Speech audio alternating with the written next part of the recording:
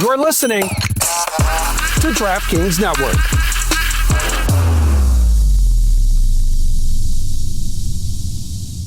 My name is Happy Gilmore. I haven't swung a club in years. You know what you gotta do. Grip it and rip it. Or... Oh, now that is some Happy Gilmore. Everyone is talking about the comeback kid, Happy Gilmore. Yeah, baby! Happy Gilmore 2, only on Netflix July 25th. Rated PG-13, may be inappropriate for children under 13. This episode is brought to you by State Farm. Sports are all about teamwork, and so is insurance. Whether you need an in-person or digital assist, State Farm is there to help you choose the right coverage for your home, car, and more. Get a game plan that helps fit your life and talk to State Farm today. State Farm with the assist. Coverage options are selected by the customer. Availability and eligibility vary by state. The McDonald's Snack Wrap is back. You brought it back. Ranch Snack Wrap. Spicy Snack Wrap. You broke the internet for a snack. Snack Wrap is back. Ba-da-ba-ba-ba.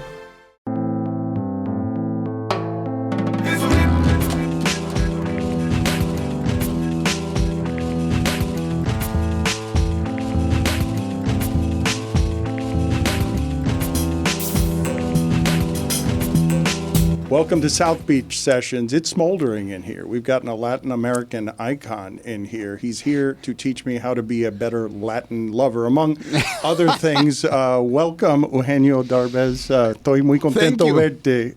Gracias. You know him perhaps. The fourth and final season of ACAPULCO is a great representation for Latin people on Apple TV+. I want to talk to you about sort of the ownership you have over that, because I imagine you have great pride in the success of being able to represent Latin people and your culture the way you are. But I want to talk to you about biographically the entirety of your career. So thank you for making the time for us. Did you have a choice on what you were going to do professionally? Because if you're in soap operas by the age of 12 years old, I'm assuming that there was only one way for you from the beginning. Well, you did your homework. Thanks for all the research. But yeah, I started pretty soon when I pretty young, when I was 12, doing telenovelas, because my mom was the soap opera queen in Mexico. She did the first soap opera ever in 1956, and she was known for being like the soap opera queen. And so I when I was born, I was used to watch my mom on TV all the time, and every day that I didn't have school, I went to the set with her, and so I was literally born and raised in a set. Was it strange having a mother like that? What a strange time, and what a strange profession for a child to see his mother in. Everyone was telling me that, and my classmates were always like asking me, how do you feel? You know that your mom is an actress. What do you feel when you see her on television? And I was like, I feel the same when you watch your mom in the kitchen.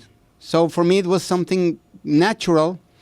I remember that I every time I walked in the street with her, people were stopping her for pictures or autographs. And for me, it was like something normal. So that's why nowadays I can take pictures with everyone, and it's part of my life. I grew up watching my mom doing this on a daily basis, so it was like no strange for me. I'm going a little bit deeper earlier than I should, but was there any weirdness in the idea of your mother has to be preoccupied with what she's doing in order to be good at it? It requires a certain level of obsession to reach that level of fame. And children can get in the way under those, and can get in the way of ambition. Mm-hmm. No, honestly, I always tell this story to my friends that I don't remember my mom sleeping in a bed, ever. She was always, during the day, she was always like acting, shooting on set. But in the late night, she was always like helping us with homework. And then when we were all asleep, she was studying. I remember like in the middle of the night waking up, and she was always like studying her scripts or working on her scripts or helping my dad on his work too. So she was a great wife, a great mom, and a great actress. And what I learned from her was how committed she was. I remember that one day she was doing a telenovela called Simplemente María Isabel. It was the first version, a very popular soap opera in Latin America, where she was playing an indigenous. She was like a maid, and then she marries the el patrón. Godfather. Yeah. So she went for a week. I remember that we were driving, and I was too little, but my father was explaining us, and my mom too, that she went there to train, to understand how they behave. So she went to a small town to learn how to talk in Nahuatl. Nahuatl is un dialecto, a dialect. Yeah, an indigenous language. An indigenous dialect. And she learned how to walk barefoot. And she learned how to ¿cómo usar el rebozo? ¿Tú sabes cómo es eso? This thing where they carry the baby. And it was... sort of bassoon, no sé la palabra que está buscando. Sí, pero she learned everything about the culture. So, and she went for a week, and she slept there in a small hub, in un jacal, en una choza. So it was very committed. So I learned from the best. Are you that committed? Is that we were just talking before you arrived, and you said you're just coming into Miami and leaving, and there's no time to do anything but promotion. That there's no time to enjoy the city, no time to enjoy restaurants, no time to enjoy anything. It's work, work, work. Yeah, I think I learned from her, and I love it. And I'm a workaholic. I don't know if it's a good thing, but at least it works for my profession. What would your family have to say about that? Because they do reality TV shows. The entertainment industry is something that has, I'm going to use the word infected, but if you like it, it's an addiction that you're enjoying obsessively, but the family enjoys it. It's a family affair. Well, I have 4 kids, and the 3 grown-ups, they were like, the 3 of them, at a certain point they said, I'm not going to do this. I don't want to be an actor like you. I want to do something else. But years later, they ended up being in the show business too. So they are very successful, thank God. And they have their own shows, their own movies. Right now, the 3 of them, the 3 grown-ups, they're starring in Disney. If you have the platform, you can see their movies. And each one, they are starring in their own movie. So one day, Amazon approached us and said, we want to do a reality show. And I was like, there's no way I'm going to bring cameras into my house. And they said, well, let's do a travel show. And I thought it was a good idea. So I agreed, and we did a travel show with my entire family, because all of them are in the show business. So it was kind of attractive for the audience. And I felt that it was going to be like, okay, just traveling with cameras around. They're going to pay for our travels. Sounds like a good plan. And they were going to pay us. So I was like, oh, okay, I can see them once a year for a month, travel with them, be together. It sounded like a great idea. But then when we were shooting, I discovered that it was kind of tricky because they want drama. So every time that I was like, one of my kids or my wife was like, I'm tired of this, I'm not doing this, or I'm not in the mood, the producer will say, it's okay if you want to leave, just say it in front of the camera. It's okay if you're mad, just say it in front of the camera. It's okay if you're fighting, just fight in front of the camera. And I was like, wait, this is not...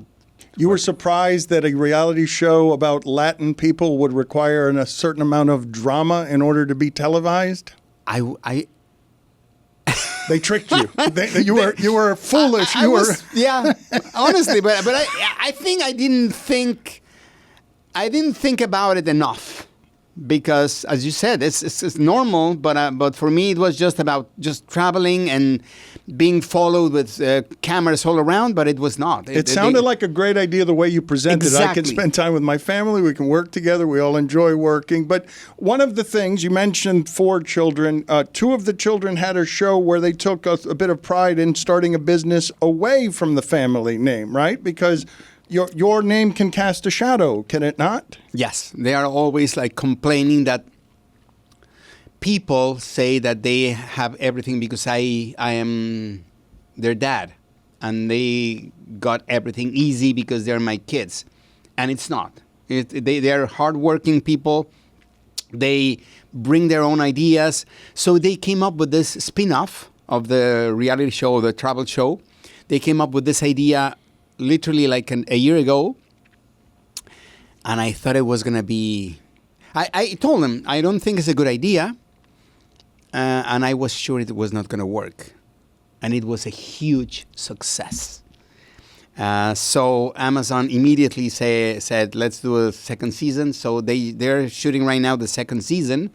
I was really surprised, but at the same time, I was really happy to see that they did something by themselves and it worked. Can you explain to us what the burden of expectation is carrying your last name beyond everyone thinking that they were just given everything? Well, it happened to me.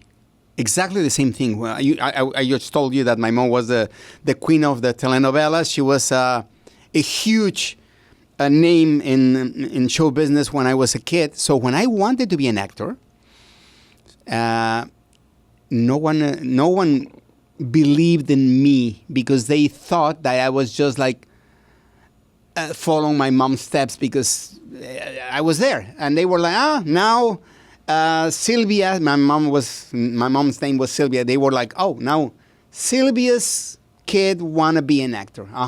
Of course. So they didn't give me an opportunity. For many, many years, I was like knocking at the doors and asking all the producers that they knew me for years. I was asking for an opportunity, and they never gave me a real opportunity. They just gave me like really one line here, another there. And same happens with my kids. They are really struggling. Well, they were, not now, thank God. But at the beginning, it was really hard for them because everyone thought like they're the kids of Eugenio, but they don't have talent.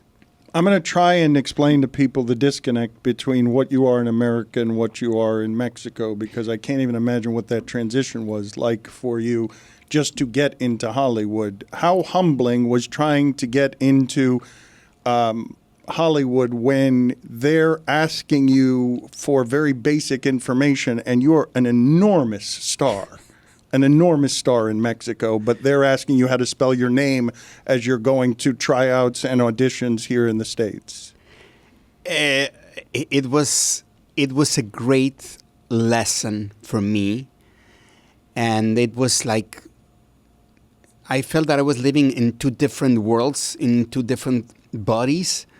Every time that I was in Mexico, imagine, so to make this clear for people that are hearing this and they don't know me, it's like, imagine Adam Sandler moving to China. Of course, Adam Sandler is a worldwide name and they know him everywhere. But imagine that no one knows him there and he moves to China to start all over again from scratch. And no one can't even pronounce his name. And that was me here when I moved here. It was like I remember that I was, of course, trying to make it in Hollywood, and I had some meetings with producers. So I arrived to the studios, and the valet parkings were like crazy, like, Señor Derbez, Mr. Derbez, wow, can I take a picture? Yeah. I'm going to leave your car here in front of the door. They were treating me as a king. Cut to, I was in the producer's office and it was like, what's your name? How do I spell it? Sit down, wait an hour or more. And at the end, sometimes they were like, oh, he's too busy, so but you can come back tomorrow if you want. So it was like living in these 2 worlds where I was the king for some people and no one for some other. And that makes you humble, and that makes you realize that you are not better than anyone. It's just that you are trendy in one place and completely not trendy in another one. Now that you have life's wisdom and experiences, what atmospheres do you prefer to be in? Because even with Coda and the success, the Latin voice of Donkey in Shrek, the better version of Shrek, the Spanish version of Shrek, everyone has to tell you this. Where do you prefer being? Where are you more comfortable? In the United States, because I'm out of my comfort zone. And I prefer that because being here makes me a better person, because I feel that I have to fight. In Mexico, I am already someone, and I feel that I'm in my comfort zone. I don't need to do anything. Here in the U.S., every single day, as you can tell, I'm still learning the language. I'm struggling always with my English. So every single day I have I study English. I started taking dramatic, because I'm a comedian. So I started taking acting lessons, but with a dramatic teacher for drama, because I wanted to do drama also here. And so every single day, I am learning something new. I am fighting for a place in this industry because there's still a lot of people who doesn't know who I am. So I prefer to be here because that way I'm like awake. I'm fighting. I feel alive. I feel like I have 16 years old and I have to conquer the world. And when I'm in Mexico, I'm too relaxed. It's an interesting choice, though. You're choosing discomfort over comfort. You're forcing growth on yourself in your 60s. Yeah. Because it makes me better. It makes me feel that I'm still alive, that I have still something to conquer. I am always excited for new stuff. In Mexico, I'm like tagged. Like I say, he's a comedian. He's funny. He's this. He's that. In the U.S., I'm constantly like, I did Coda. Who, thank God, got an Oscar as Best Picture like 3 years ago. And it's a drama. And no one would have hired me in Mexico for a drama, ever. So this kind of things makes me feel alive. What was the need, though, to go from comedian to drama? Which one's harder? Honestly, comedy. Comedy's harder. At the beginning, it was a little hard for me because I was not used to doing drama. But now that I've tried both, I feel that comedy... You know why? Because comedy is underrated. No one respects comedy. You see comedy like a subgenre. You know what I mean? Like, it's a comedy. You never got a nomination for a comedy at the Oscars or the Golden Globes, yeah. But all the important awards, they don't consider comedy. And it's really hard to make a good comedy. So when this happened to me, when I was after shooting Coda, I was invited to the best parties ever. I felt respected. I felt important. I felt seen. And never happened to me when I was a comedian or I was just doing comedy. It was like, oh, he's the funny guy, and that's it. And it's way harder to make people laugh than make them cry. So I understood. Because I was always like, why Tom Hanks, Jim Carrey, Ben Stiller, a lot of comedians, Robin Williams, they went from comedy to drama and they never went back. And now I get it. It's for us, it's easier and you feel more respected by doing drama than by doing comedy. Explain to me how it is that you were feeling seen just because you were getting awards. You had already had so many accomplishments. There was something in being validated by the American arts in a place that you had chosen to grow beyond your discomforts that made you feel more accomplished? Yes. Probably because here in the U.S., because I'm a new face for a lot of people, they were looking at me in a different way. And I got invited to the Oscars twice.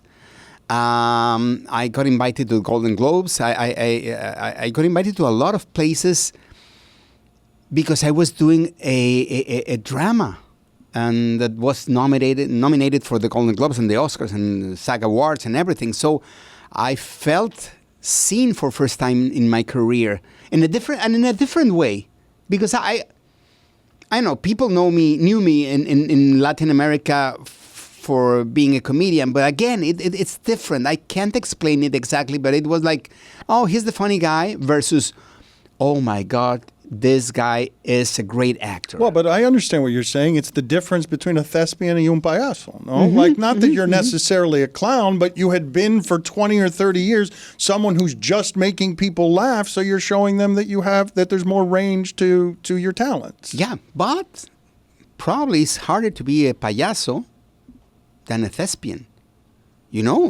because it's very complicated to make people laugh. But at the same time, yeah, you feel more important when you're doing drama for some reason.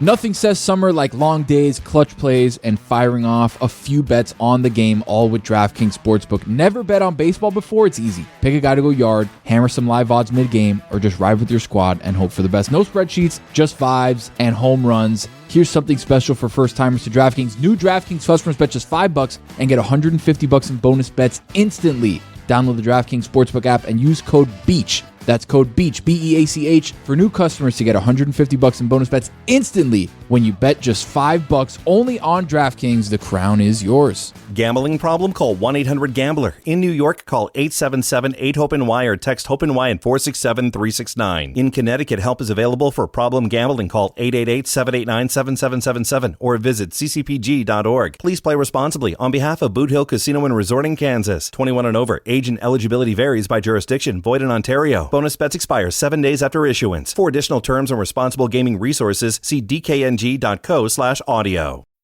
The spirit of innovation is deeply ingrained in America, and Google is helping Americans innovate in ways both big and small. From improving emergency response times to protecting against cyber attacks, local, state, and federal governments are innovating with Google AI. This is a new era of American innovation. Find out more at g.co/American innovation. Can you explain to people, though, what your life is in Mexico, who you are in Mexico, what your daily walking around is in Mexico as someone who's been on television through generations and has had your family on television through generations? Well, it's hard for me to walk in Mexico City. That's why I'm right now. I'm very comfortable in the U.S. because here I can walk. In Mexico, I cannot walk in the streets because it would be complicated. I mean, people are always very nice to me, but, I have to take pictures and autographs every single time. So I hate to talk about me.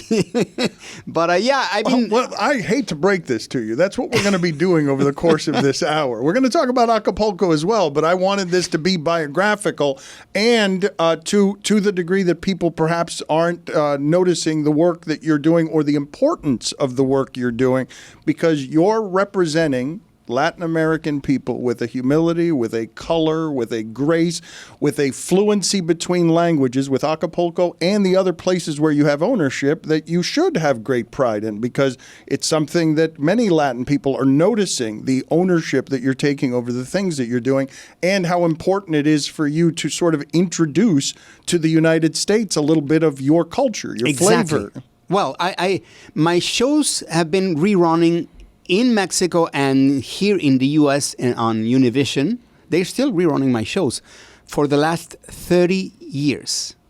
And thank God, with great ratings. So after like many, many years of doing television and being like the king of comedy in television in Mexico and Latin America, I made a movie called Instructions Not Included. That movie became a huge hit. It became the highest grossing Spanish language film ever worldwide. Ever. And you did it like for real. You produced it, you edited it, you had everything to do. You had your hands on everything. On everything. I co-wrote it, I directed, I starred, I produced it, I edited, I did everything. And a lot of people is always asking me, why you did so many things? Because I didn't have the money to pay a lot of people. So I did everything.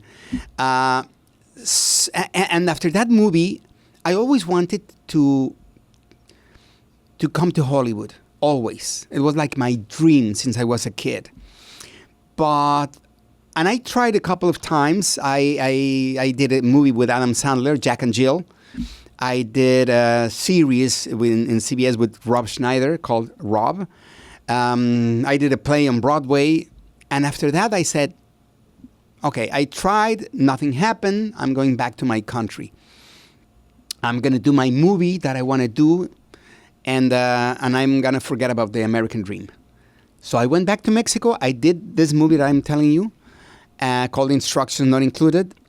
It was a huge hit here in the U.S.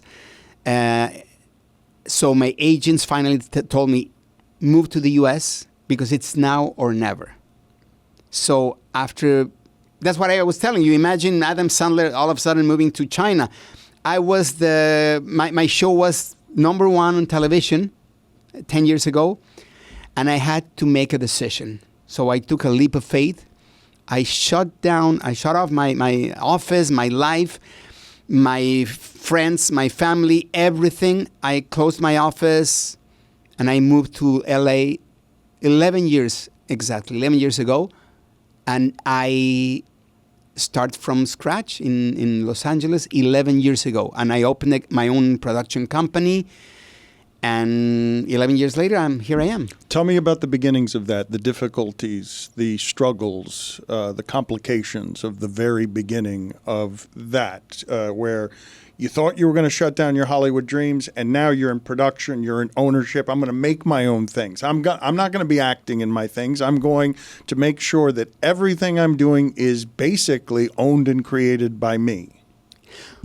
I learned after I came to this country and my agents were like, it's now or never, you're going to have a lot of meetings, opportunities.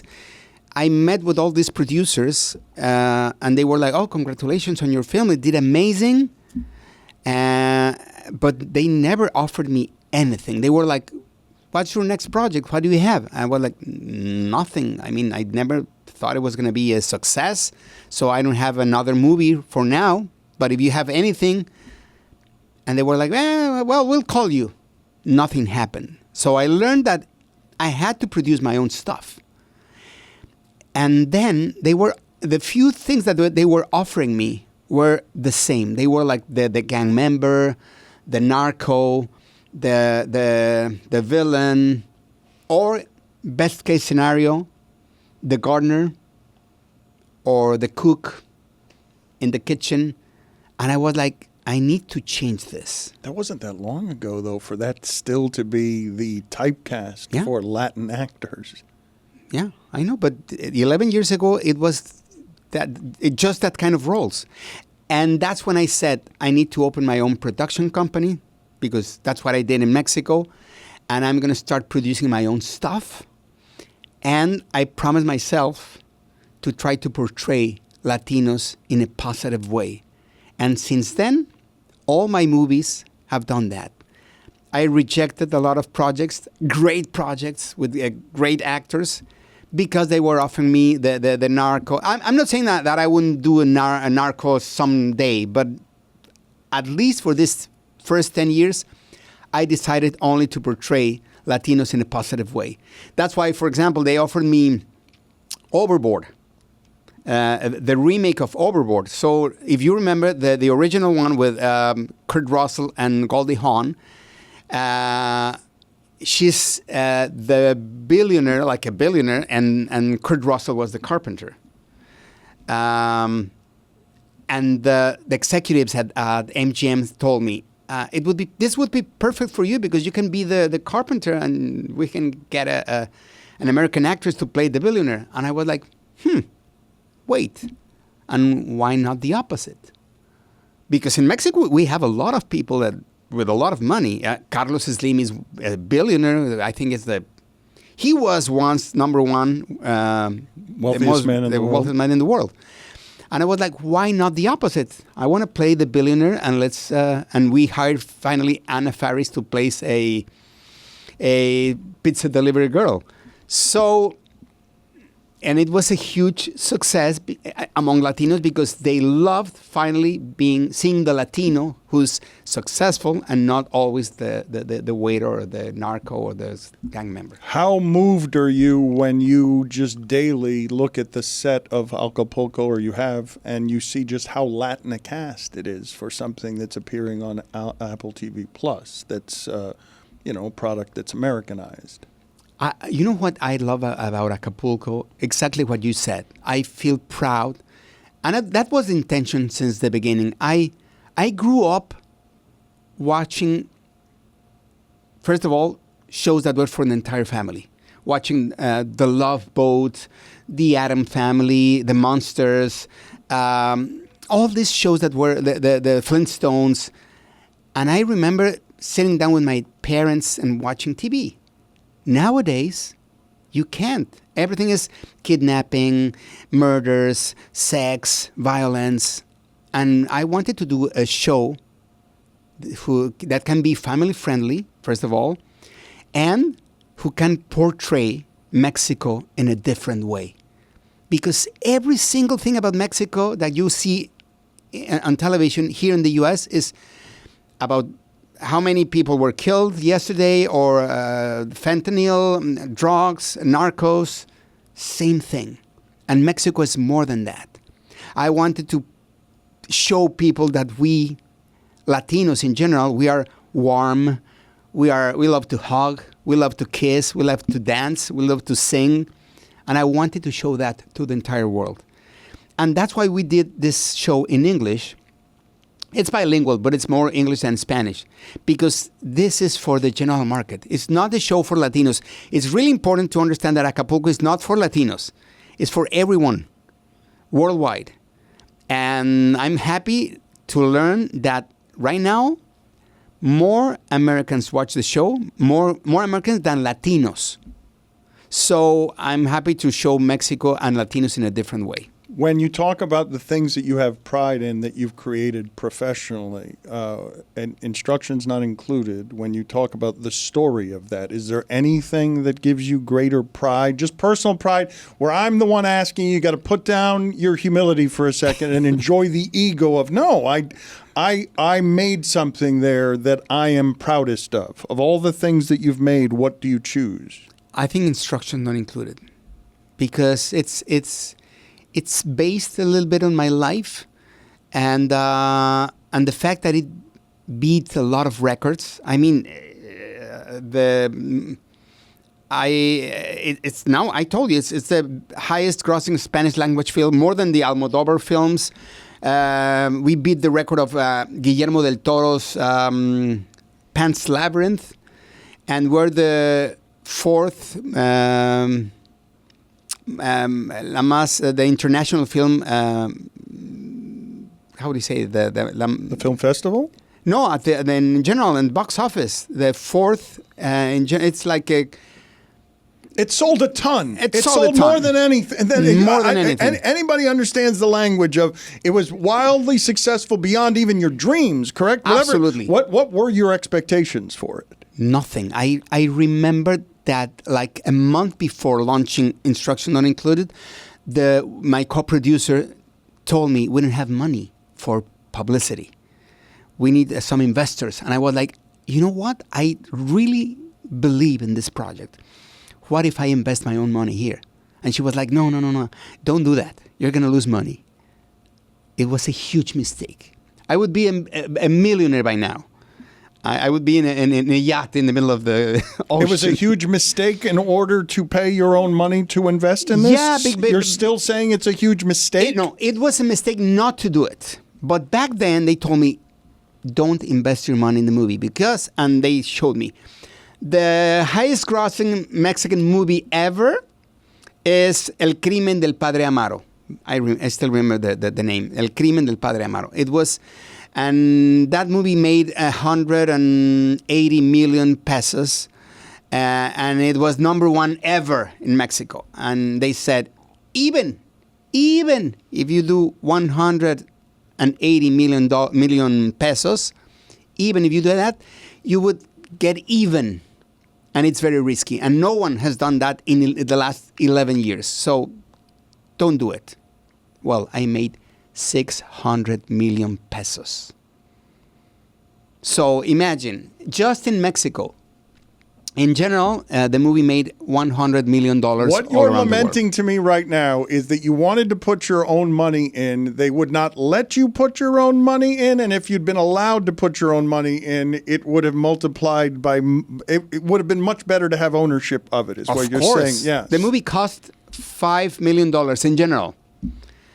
So imagine, and it made more than $100 million. But explain to people, when you're getting your hands dirty with the doing of everything, because you don't have money for editing, because you have to do the writing, explain to the people the painstaking process of pouring your dreams into something like that. Well, first of all, everything started because I was very popular. My shows were very popular. I was like the number one comedian on TV. But when I tried to do movies, to change the movies, no one wanted to hire me because they said, no, you're the funny guy from television. I'm not going to risk my movie, because back then they were doing a lot of dramas. Basically, Mexican movies were dramatic movies. No one was doing comedies. And I was like, that's weird, but that's the way it was. And I always wanted to make a movie, and they didn't let me. They said, I cannot put you because people, they're going to laugh at the moment they see your face in a drama. And they didn't give me the opportunity. And that's when I learned that I have to write my own movie. Actually, I wanted to put at the end to say thank you to all the people who rejected me. Because by doing that, you forced me to write my own movie. And it was real. And because of them, because they rejected me, I was able to write my own movie and to produce my own movie. And that's why how I started doing Instruction Not Included. It took me 12 years because no one wanted to invest in that movie. No one wanted to direct that movie. And the few that wanted to direct it, they were like not good enough. So I didn't want to. And then, and on year 6, it took me 12 years. On year 6, an executive from Fox US said, I will produce it because I know that you're popular, and but you need to change the ending. And the ending is everything in that movie. And I was like, no, I'm not going to betray my script, my project, just because I need to please the Hollywood standards, because they said there's no way, and I don't want to spoil in case you haven't seen it, but they said there's no way a Hollywood movie will end like this. So you need to change it. And I was like, well, thank you, but I'm not doing it. And I didn't do it with Fox, no, with Sony back then, because they wanted me to change the ending. You said you wanted to put at the end, thank you to everyone who rejected me. You didn't end up putting at the end. No, because my co-producer said, don't do it because it's going to sound like you are like... small, petty. Yeah. Don't do it. But I really want it. But it was honest. I was like, I don't want to complain. It's a real thank you because you made me grow. I would say to the people listening to this, I don't know how you feel about the last 10 years about how Mexico has been portrayed in this country, but I have said on our show a number of different times that generally speaking, in the totality of the American media, Hispanics are largely underrepresented given what it is that we do in the demo. But also Latins and Hispanics aren't whimperers. We're grateful to be in this country, so you will not be hearing a whole lot in the way of complaints that are continually pointing out to everybody, hey, do you know how unfair this is that we're not represented demographically in the industries the way that we represent the population? What do you want Americans to know about Mexico and Mexicans that have been contaminated over the last 10 years in this country? Well, I feel that a lot of people here in the U.S., they don't understand exactly what's Mexico, first of all. Some people, they don't even know that it's just in the south of the border, you know? They just know Tijuana, and Tijuana is not Mexico. If you fly to Mexico City, you will discover a complete, it's like a wild version of New York, but it's completely different. So, and I feel bad because I feel that we're not well represented. We're not well known. They just see us like immigrants, like people who just pick tomatoes in the fields, or we're cook or waiters, and we are much more than that. That's why for me it was so important to produce movies like Overboard or Instruction Not Included or even Coda, because I'm playing a positive Latinos in a positive way. And that's important to you because? Because that's who we are. We're not just narcos or lazy people sitting or taking a siesta, in the middle of the day. We are hardworking people. We are nice people. We are hardworking people. And I don't feel they see us like that here in the U.S. Ryan Reynolds here from Mint Mobile. With the price of just about everything going up, we thought we'd bring our prices down. So to help us, we brought in a reverse auctioneer, which is apparently a thing. Mint Mobile Unlimited Premium Wireless. How to get 30, 30, bit to get 30, bit to get 20, 20, 20, bit to get 20, 20, bit to get 15, 15, 15, 15, just $15 a month? Sold! Give it a try at mintmobile.com/switch. Upfront payment of $45 for 3-month plan, equivalent to $15 per month required. New customer offer for first 3 months only. Speed slow after 35 gigabytes if network's busy. Taxes and fees extra. See mintmobile.com. At Sierra, discover great deals on top brand workout gear, like high-quality walking shoes, which might lead to another discovery. 40,000 steps, baby.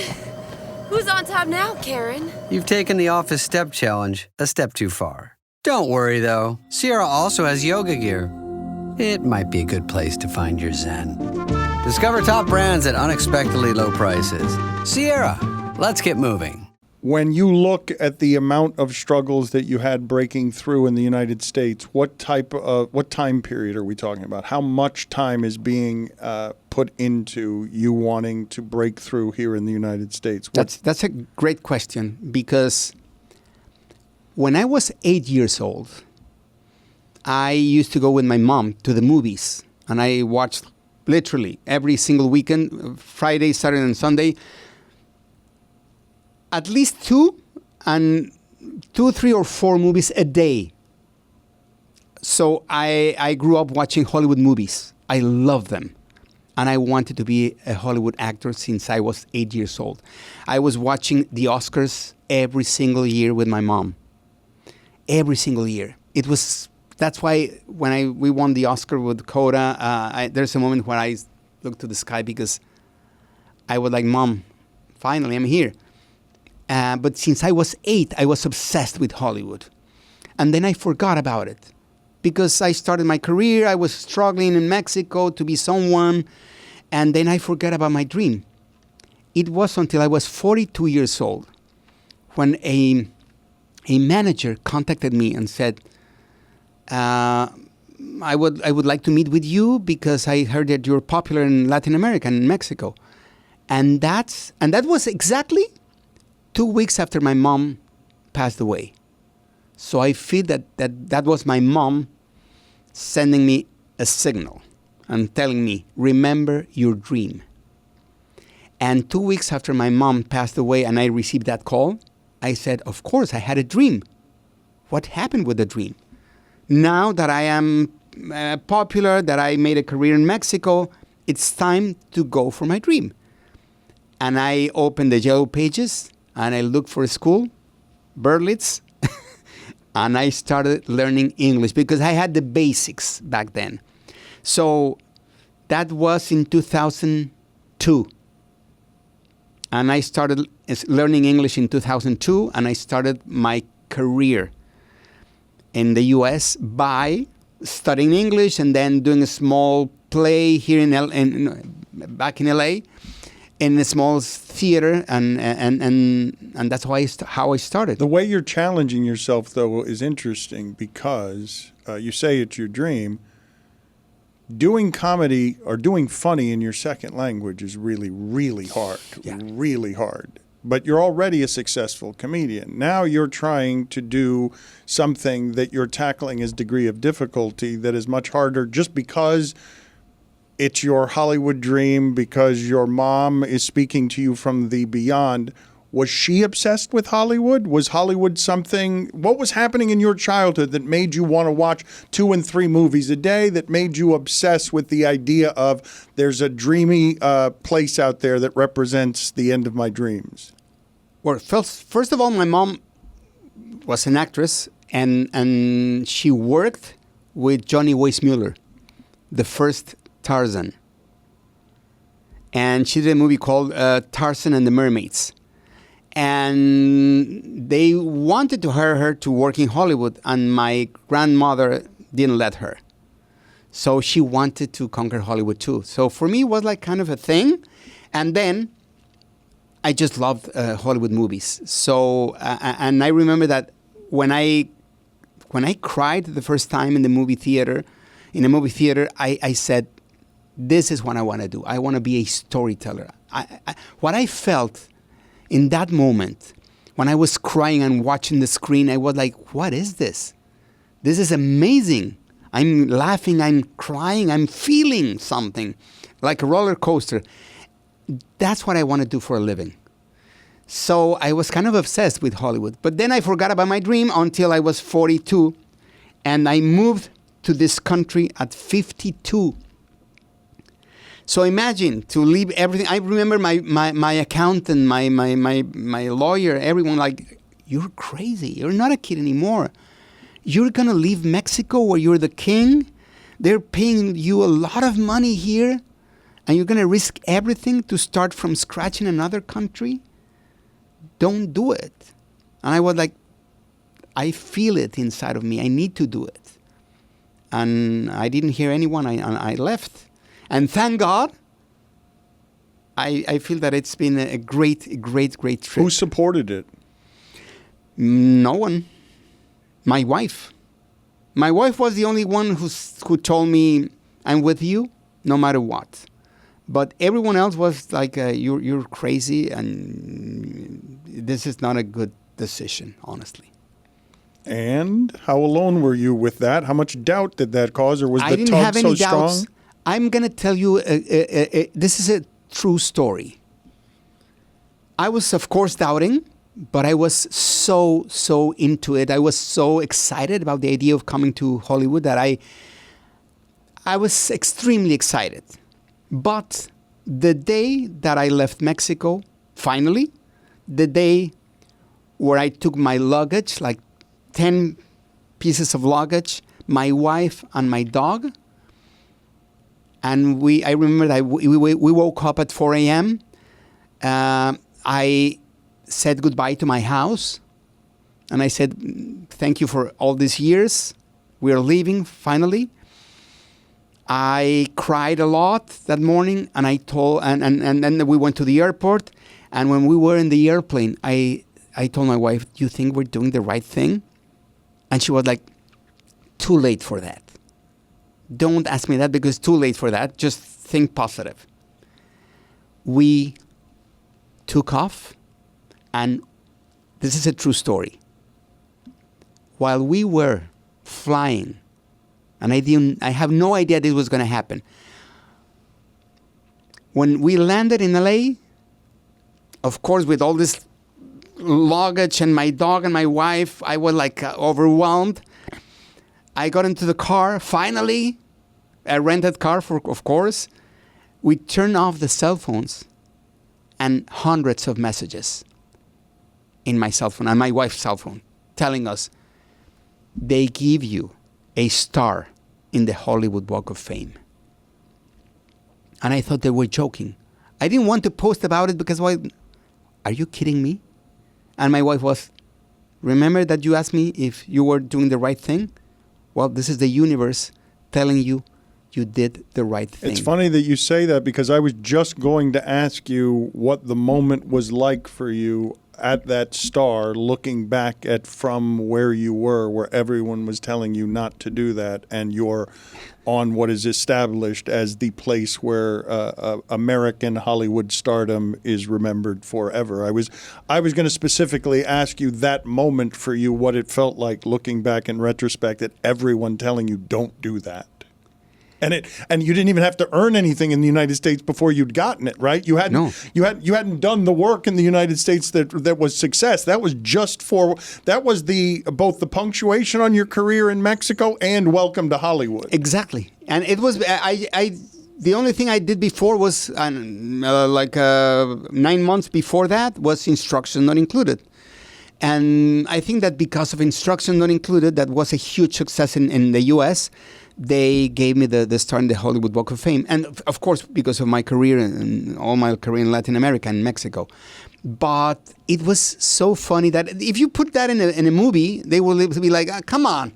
The day you travel to Hollywood, that day they give you the star. It's unbelievable. And you're scared, right? Because your conviction, the thing that you're saying about nobody was supporting me and you're crazy, you can begin to think you're crazy if all the people around you are wrong about valuing the wrong things because they're not living your life. They don't know what it's like to be you in Mexico and what your expectations are. And they're like, you have all of the things anyone would want. What's the matter with you? And you're like, no, tengo algo aquí que me da hambre. Exacto. I was hungry of something different. I was in my comfort zone and I was okay. But just the fact that I was thinking about Hollywood made me feel butterflies inside my heart and my stomach. So I was like, it's real. I knew, of course, that I could fail, but I don't care if I fail. I need to try. I have to try. It was a must for me. Well, I will fail if I don't try. Exactly. The failure will hurt more if I never try. Absolutely. I was 100% sure. I was like, I know that I might fail, but I need to do it. If I don't do it, that's failure for me. That's real failure. So I'm going to go and try, and I don't care if I don't make it. And thank God, it's been a great experience for. Was there anything in your childhood that you were escaping by wanting to go to 2 or 3 movies a day, or was it simply I really love the movies? I don't need to be transported from anything that's in my life. I just know what my wife or my mother does for a living, and I'm going to follow this because this is my calling. No, I had a happy childhood, very happy childhood, and I went with my mom to the movie theaters, and I had my dad. He loved me a lot too, but he didn't like going to the movies that often. And but I loved just going to the movies and being transported to these other worlds. That's why I was really pissed off, because when I came to this country and had to have meetings with producers and I was pitching an idea, they were constantly telling me, you know what, it's this idea is too Mexican. And I was like, what are you talking about? I grew up, and Mexico and entire Latin America, we've been watching Hollywood movies forever. And we've been watching Apollo 13. And we don't even have spaceships in Latin America. We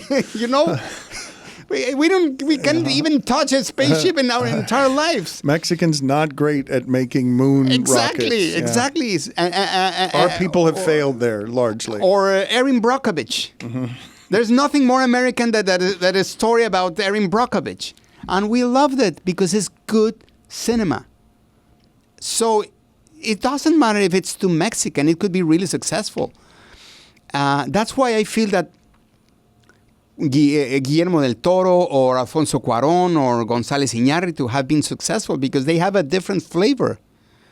They are successful because they have this different ingredient. And that's what makes movies better. When that's what Parasite or Squid Game, they've been really successful because they're different. And I was really pissed off when they were like just telling me, the Mexican. How many insults like that were there? What kind of indignities did you have to suffer where you're already a giant star and you're just again and again sort of feel like you're begging for a chance? Well, many.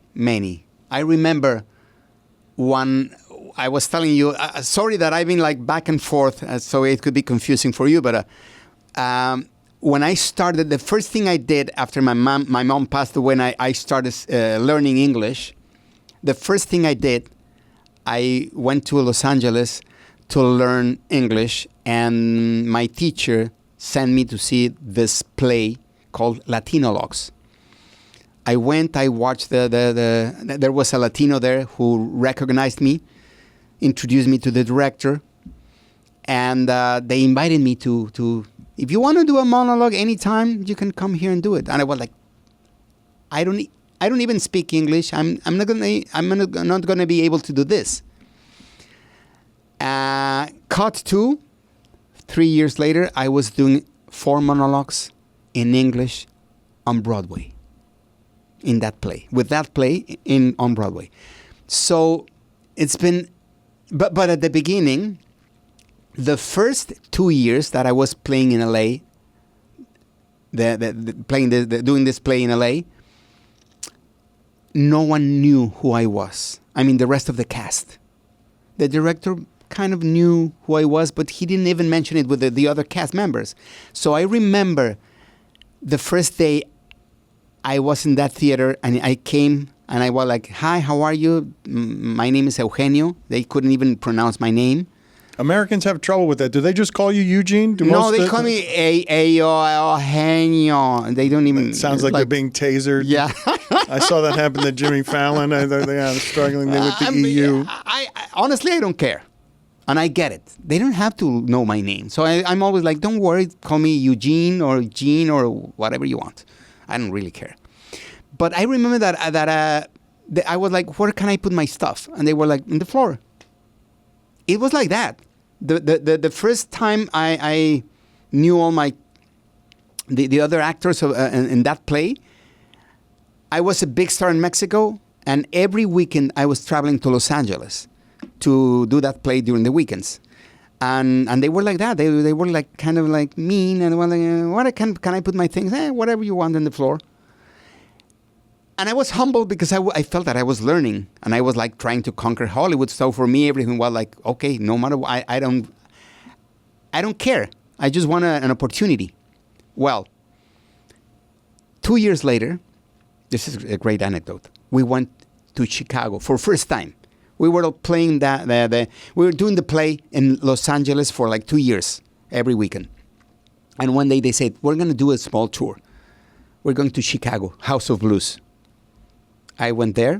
They put my name on the publicity, on the posters.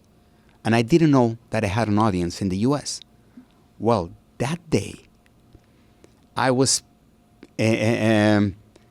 about to go out in the House of Blues in Chicago. That was a huge venue. I was panicked. And I thought that nobody was going to recognize me because in L.A., it was a small theater and no one knew who I was. Well, cut to the moment I put a foot on the stage, people started like clapping, and then I realized that it was my people, my audience. The world found you. And at the end of the show, they gave me a great standing ovation, probably one of the best in my career.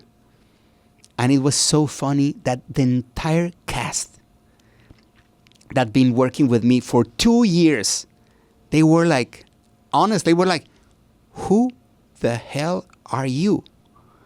are you famous? And I was like, a little bit. So you kept it from everybody you were working with. You kept it. What an interesting choice for you to make, to choose to humble yourself, to know that you are choosing a humbling. I don't know that a lot of people do that just in the name of growth. You know why? Because I felt so insecure. I felt that I was learning that I was such a bad actor back then in English. I was like, I don't want them to know that I am famous or that I am a professional actor. So I never mentioned anything to anyone. And they barely talked to me. So after 2 years, where we just talk a few words, like, hi, how are you, goodbye, they were like, who are you? Are you famous? So it was really, really funny to leave this two worlds. Well, it's also funny, though, to hide with that secret anonymously among your cast members for was really 2 fun. years. So I can't even imagine what after that show was like, where they're truly bewildered that an alien has been living among them for 2 years, because they're just totally shocked by what the reaction to you is. Absolutely. I just remember once when we went to a restaurant all together, and the waiter knew me, and he recognized me, and he asked me for an autograph. It's like Eddie Murphy in Coming to America, where he's the prince in his land, but nobody knows him here. On this last note, how does How to Be a Latin Lover translate into Acapulco? Can you take me through the story of how that comes to be, the whole transaction? Because one of the things that you must be proud of in Acapulco, it looks different than just about anything I've seen on television, in that just on looking at it, you can see from the colors how Latin it is, just how purposely colorful you guys have made it. That was the intention, to make something colorful, because I feel that everyone internationally, they see Mexico like black and white, like a dark place. And it's exactly the opposite. I feel that Mexico is full of life. If you go to Puerto Vallarta, Cancun, Tulum, Acapulco right now is not in good shape. But back in the 80s, it was the place to go. The monarchy all around the world, the Hollywood stars, Frank Sinatra, Elizabeth Taylor, she got married in Mexico, and she had her party in Acapulco. Many people. There's a lot of stories around Acapulco. So I wanted to tell those stories, and everything started with Latin Lover. How to Be a Latin Lover. That it's a movie that I did. It was my after Instruction Not Included. My first movie here in the U.S. Was How to Be a Latin Lover, with a great cast, by the way. Salma Hayek, Rob Lowe, Kristen Bell, Michael Cera, Raquel Welch was her last movie, and it was a huge success. Thank God, it made almost $80 million worldwide, and then my business partner came up with an idea, because we wanted to make a series, but it would take a lot of time that I didn't have. So he said, what if we make the prequel of How to Be a Latin Lover, and where you just narrate how you became a billionaire. That way we can shoot you in a week, and it's you telling your nephew how you became a billionaire. I was like, oh, sounds a great idea. But purposefully joyful, colorful, fun. You want to make sure that people are identifying a flavor with Latin people. Absolutely. Actually, the pink color in the hotel, we wanted to make the hotel a character by itself. And we got it. And honestly, it's a great series. If you read the reviews, the critics say that it's a hidden gem. It's an underrated show.